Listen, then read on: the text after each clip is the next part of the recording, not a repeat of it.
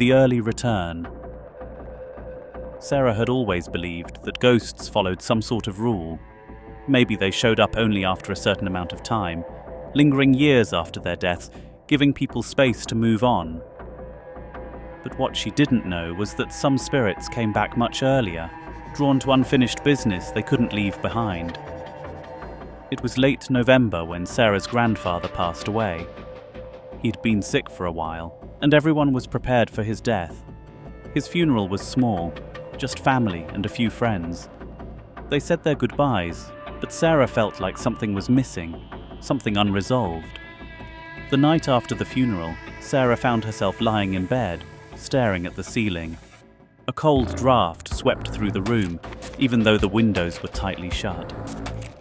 Her phone buzzed on the bedside table. She hesitated before picking it up. The message was from her grandfather's number. "I'm not gone yet." Her heart raced as she sat up, staring at the screen in disbelief. It had to be some kind of glitch, or maybe a cruel prank. Her grandfather's phone had been buried with him as part of a sentimental gesture by her mother. She tried to ignore it, but the buzzing continued throughout the night. Text after text. "I need to see you." "Something isn't right. Come to me." By 3 a.m., Sarah couldn't take it anymore. Trembling, she grabbed her car keys and headed out to the cemetery. The drive felt like it took forever, the roads empty and fog rolling in, making everything look eerily still. When she arrived, the gates creaked as she pushed them open. She moved quietly through the rows of headstones, her flashlight barely cutting through the darkness. Her grandfather's grave was freshly covered with soil, the flowers they had left now wilting.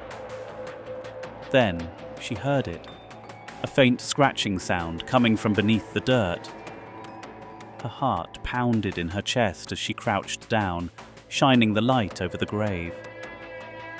The scratching grew louder, and then she heard his voice, her grandfather's unmistakable raspy voice. "Sarah, I need you to dig. Please, help me." Tears filled her eyes as she stumbled back, unable to comprehend what was happening. She dropped the flashlight, and in the darkness, the scratching stopped, but the air shifted. She felt a presence behind her, cold breath on the back of her neck. Slowly, she turned around. Her grandfather stood there, pale, eyes wide with desperation. But something was wrong. His face, though familiar, twisted into something dark, something far from human. He smiled. "You came back too soon." Before Sarah could scream, everything went black.